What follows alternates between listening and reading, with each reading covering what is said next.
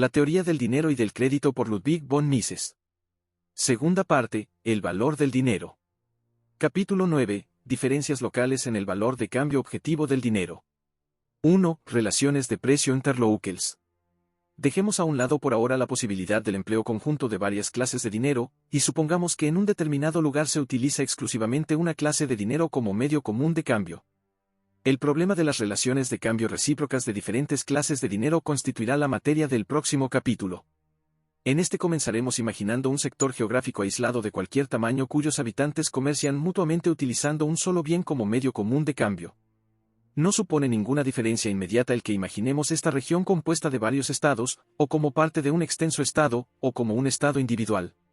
Solo en una etapa posterior de nuestro razonamiento mencionaremos ciertas modificaciones incidentales de la fórmula general resultantes de diferencias en el concepto legal de dinero en los diferentes estados.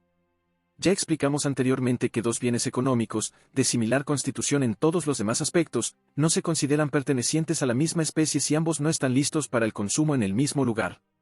Por muchos motivos parece más conveniente considerar los bienes de especies diferentes relacionados entre sí como bienes de órdenes superior e inferior. Uno solo en el caso del dinero se puede en ciertas circunstancias ignorar el factor de su posición en el espacio. Porque la utilidad del dinero, al revés que la de los otros bienes económicos, es hasta cierto punto independiente de las limitaciones impuestas por la distancia geográfica. Los cheques, los sistemas de compensación e instituciones similares tienden a hacer que el uso del dinero sea más o menos independiente de las dificultades y costes de transporte. Estos instrumentos han producido el resultado de permitir que el oro almacenado en los sótanos del Banco de Inglaterra, por ejemplo, pueda emplearse como medio común de cambio en cualquier parte del mundo. Podemos fácilmente imaginar una organización monetaria que, por el exclusivo uso de billetes y sistemas de compensación, permita hacer todas las transferencias valiéndose de sumas de dinero que nunca cambian su posición en el espacio. Si suponemos además que los costes asociados a toda transacción no están influidos por la distancia entre las partes contratantes y entre cada una de ellas y el lugar en que está el dinero, es bien conocido que esta condición se ha realizado ya en algunos casos, por ejemplo, en el precio de los servicios de giro postal. Podemos asegurar entonces que existe suficiente justificación para ignorar las diferencias en la situación geográfica del dinero. Pero una abstracción análoga con relación a otros bienes económicos sería inadmisible. Ninguna institución puede hacer que el café que se encuentra en Brasil sea consumido en Europa. Para que el bien de consumo, café en Europa, pueda obtenerse del bien de producción, café en Brasil, se necesita previamente combinar este bien de producción con el bien complementario, medio de transporte. Si prescindimos de las diferencias debidas a la posición geográfica del dinero, obtenemos la siguiente ley para la relación de cambio entre el dinero y los demás bienes económicos: todo bien económico listo para el consumo, en el sentido en que usualmente se entiende en el comercio y la técnica, tiene un valor subjetivo de uso en cuanto bien de consumo en el lugar en que se encuentra y en cuanto bien de producción en aquellos lugares a los que puede ser llevado para el consumo. Estas valoraciones se originan independientemente unas de otras, pero ambas son igualmente importantes para la determinación de la relación de cambio entre el dinero y las mercancías. El precio en dinero de cualquier mercancía en cualquier lugar, bajo el supuesto de libre cambio total y sin considerar las diferencias que surgen del tiempo empleado en el traslado, tiene que ser idéntico al precio en cualquier otro lugar, aumentado o disminuido en el coste monetario del transporte. Ahora bien, no existe mayor dificultad para incluir en esta fórmula el coste de transporte del dinero, o de cualquier otro factor, al que el banquero y los que intervienen en los cambios atribuyen gran importancia, como el coste producido por la reacuñación cuando ésta sea necesaria. Todos estos factores, que no es necesario enumerar más detalladamente, producen un efecto combinado en el tipo del cambio exterior, gastos de cablegramas, etc., /diagonal cuyos resultados han de incluirse en nuestros cálculos como una cantidad positiva o negativa. Para evitar posibles errores, hay que insistir una vez más en que aquí nos referimos solamente al tipo de cambio entre lugares en que se usa la misma clase de dinero, siendo indiferente el que las mismas monedas sean de curso legal en ambos lugares. Los problemas totalmente distintos del tipo de cambio entre diferentes clases de dinero no nos ocuparán hasta el capítulo siguiente. 2. Las supuestas diferencias locales en el poder adquisitivo del dinero.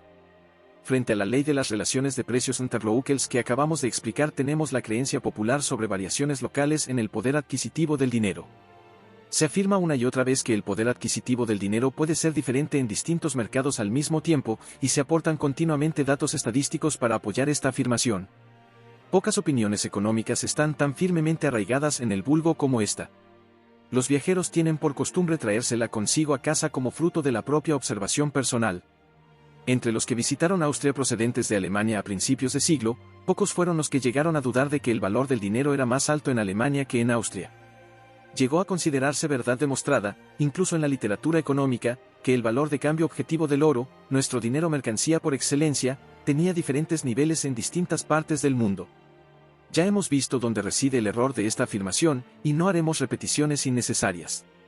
La culpa de esta confusión de ideas hay que atribuirla al desconocimiento del factor posicional en la naturaleza de los bienes económicos, herencia de la concepción burdamente materialista del problema económico. Todas las supuestas diferencias locales en el poder adquisitivo del dinero pueden explicarse fácilmente de esta forma. Del hecho de que el precio del trigo sea diferente en Alemania y en Rusia no puede deducirse que exista diferencia en el poder adquisitivo del dinero en estos países, por la sencilla razón de que el trigo en Rusia y el trigo en Alemania representan dos especies diferentes de bienes. ¿A qué conclusiones absurdas no llegaríamos si consideráramos como pertenecientes a la misma especie de bienes, en sentido económico, los bienes en depósito en una aduana y los bienes de la misma especie técnica sobre los cuales se haya pagado ya el derecho arancelario? ¿Deberíamos entonces suponer que el poder adquisitivo del dinero puede variar de edificio a edificio o de distrito a distrito en una misma ciudad? Naturalmente, si hay quien prefiere mantener la terminología comercial y creer que las especies de bienes pueden distinguirse mejor por sus características externas, tiene perfecto derecho a hacerlo. Discutir sobre cuestiones de terminología sería ocioso. A nosotros no nos interesan las palabras sino los hechos, pero si se emplea esta forma de expresión, la menos adecuada, a nuestro juicio, hay que tener buen cuidado de admitir las distinciones basadas en las diferencias del lugar en que están situadas las mercancías listas para el consumo. No basta tener en cuenta solo los costes del transporte, derechos arancelarios y tasas indirectas. También hay que incluir en los cálculos, por ejemplo, el efecto de los impuestos directos, cuya carga es en gran medida transferible. Creemos que es mejor emplear la terminología anteriormente indicada, ya que acentúa con mayor claridad que el poder adquisitivo del dinero muestra una tendencia a nivelarse en todo el mundo, y que las supuestas diferencias en él son casi totalmente explicables teniendo en cuenta las diferencias en la calidad de las mercancías objeto de oferta y demanda, de tal forma que solo queda una pequeña y casi despreciable diferencia debida a variaciones en la calidad del dinero ofrecido y demandado. Difícilmente puede discutirse la existencia de esta tendencia. Pero la fuerza que ejerce, y por lo tanto también su importancia, se estima de muy distintas maneras, debiéndose considerar errónea la proposición clásica de que el dinero, como cualquier otra mercancía, busca siempre aquel mercado en que tiene mayor valor. A este respecto afirma Weiser que las transacciones monetarias que implica el cambio se derivan de las transacciones de las mercancías, que constituyen un movimiento auxiliar, que avanza solo en la medida en que es necesario para permitir la consumación del movimiento principal. Añade Weiser que incluso en nuestros días el movimiento internacional de mercancías es poco importante en comparación con el del comercio interior. El equilibrio interior que transmiten los precios se rompe por el relativamente escaso número de mercancías que tienen precios mundiales. Por consiguiente, el valor transmitido del dinero continúa siendo en su mayor parte tan significativo como siempre. Y así seguirá siendo mientras no se establezca una completa organización mundial que sustituya a la Organización Nacional de la Producción y del Trabajo que todavía prevalece, pero aún pasará mucho tiempo antes de que esto se lleve a cabo. En la actualidad, el principal factor de la producción, el trabajo, es todavía objeto de limitaciones nacionales en todas partes. Una nación adopta los adelantos extranjeros en la organización y en la técnica únicamente en el grado permitido por sus características nacionales, y, en general, no se aprovecha fácilmente de las oportunidades de trabajo en el exterior, mientras que en el interior hay un constante movimiento entre empresarios y trabajadores. En consecuencia, los salarios mantienen en todas partes el nivel nacional al que han sido fijados históricamente, y de este modo el elemento más importante en los costes permanece nacionalmente determinado a este nivel histórico, y lo mismo ocurre con la mayoría de los demás elementos. En conjunto, el valor transmitido del dinero forma la base de los ulteriores cálculos sociales de coste y valor. Sin embargo, las relaciones internacionales no son aún lo suficientemente intensas para elevar los métodos de producción nacionales a un único nivel mundial y borrar las diferencias en el valor nacional transmitido de cambio del dinero. Difícilmente podemos aceptar estos argumentos que tantos puntos de contacto tienen con la teoría del valor basada en el coste de producción y que ciertamente no se armonizan con los principios de la teoría subjetiva. Nadie discutiría que los costes de producción difieren grandemente de una a otra localidad. Pero esto no significa que esa diferencia ejerza una influencia sobre el precio de las mercancías y el poder adquisitivo del dinero. Lo contrario se deduce claramente de los principios de la teoría de los precios, y también se demuestra diariamente en el mercado, sin que se precise ninguna otra prueba especial. El consumidor que busca la oferta más barata y el productor que pretende la venta más remuneradora coinciden en el esfuerzo para liberar los precios de las limitaciones del mercado local. Los que se proponen comprar algo no se molestan mucho por el coste de producción nacional cuando los del extranjero son más bajos. Por esta causa, el productor que trabaja con costes de producción más altos reclama derechos arancelarios protectores. Que las diferencias en los salarios en los diferentes países no influyen en el nivel de precios de las mercancías lo demuestra claramente la circunstancia de que aún los países con altos niveles salariales pueden abastecer los mercados de países con niveles de salarios bajos. Las diferencias locales en los precios de las mercancías de naturaleza técnicamente idéntica hay que explicarlas, por una parte, por diferencias en el coste de su preparación para el consumo, gastos de transporte, ventas al por menor, etc., y, por otra, por los obstáculos físicos y legales que restringen la movilidad de las mercancías y de los seres humanos. 3. Las supuestas diferencias locales en el coste de la vida. Existe cierta conexión entre la afirmación de la existencia de diferencias locales en el poder adquisitivo del dinero y la creencia general de diferencias locales en el coste de la vida. Se supone que es posible vivir más barato en algunos sitios que en otros. Podría suponerse que ambas consideraciones vienen a decir lo mismo, y que es indiferente que digamos que la corona austríaca valía, en 1913 menos de los 85 pfennigs que correspondían a su valor oro, o que la vida era más cara en Austria que en Alemania. Pero esto no es exacto. Las dos proposiciones no son en absoluto idénticas. La opinión de que la vida es más cara en un lugar que en otro no implica la proposición de que el poder de compra del dinero es diferente. Aun con una completa igualdad de la relación de cambio entre el dinero y los otros bienes económicos, puede suceder que un individuo se vea obligado a soportar costes desiguales para la obtención del mismo nivel de satisfacción en diferentes lugares. Especialmente es probable que así ocurra cuando la residencia en un cierto lugar despierta deseos que el mismo individuo no hubiera sospechado en otro lugar distinto. Tales deseos o necesidades pueden ser de naturaleza física o social. De esta forma, el inglés perteneciente a la clase acomodada puede vivir muy barato en el continente, porque en su país está obligado a satisfacer una serie de compromisos sociales que no existen para él en el extranjero. Además, la vida en una gran ciudad es más cara que en el campo, porque en la ciudad existen multitud de posibilidades inmediatas de disfrute que estimulan deseos y hacen surgir necesidades desconocidas para el que vive en el campo. Quienes a menudo frecuentan los teatros, conciertos, exposiciones de arte y lugares de distracción análogos gastan naturalmente más dinero que quienes viven en parecidas circunstancias, pero tienen que pasarse sin estas diversiones. Lo mismo ocurre con las necesidades físicas de los individuos. En las zonas tropicales, los europeos tienen que tomar una serie de precauciones para la protección de su salud que serían innecesarias en la zona templada. Todas aquellas necesidades cuyo origen depende de circunstancias locales exigen para su satisfacción una cierta existencia de bienes que de otra manera se utilizarían para la satisfacción de necesidades diferentes, disminuyendo, por consiguiente, el grado de satisfacción que puede proporcionar una existencia dada de bienes.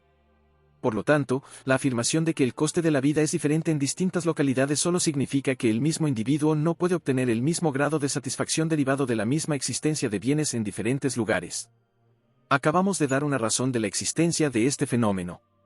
Al margen de esto, puede pensarse que las diferencias locales en el coste de la vida pueden deberse también a diferencias locales en el poder adquisitivo del dinero, punto de vista que consideramos erróneo. ¿No es más correcto hablar de una diferencia entre el poder adquisitivo del dinero en Alemania y Austria que concluir de la existencia de diferencias entre los precios fijados por los hoteles situados en las alturas y en los valles de los Alpes que el valor de cambio objetivo del dinero es diferente en ambas situaciones y formular la proposición de que el poder adquisitivo del dinero varía inversamente con la altura sobre el nivel del mar? El poder adquisitivo del dinero es el mismo en todas partes, lo que ocurre es que las mercancías ofertadas no son las mismas. Estas difieren en una cualidad económicamente significativa, la posición en el lugar en que se hallan listas para el consumo.